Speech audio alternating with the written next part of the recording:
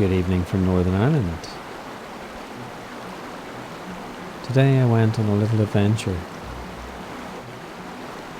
I went across some mountains and I drove along the coastline of Northern Ireland. Being an island, it's surrounded by water. And of course this creates the opportunity to observe. Not just visually, but also to listen.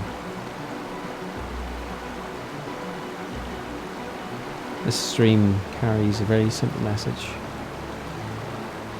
Its tones run through the landscape of the Mourne Mountains. And it says one thing. But as you move towards the coast, the sea says something very different.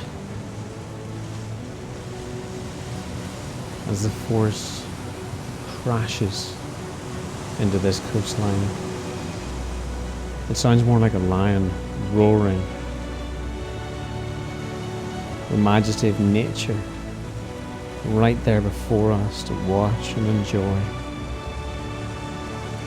carving this marvelous landscape.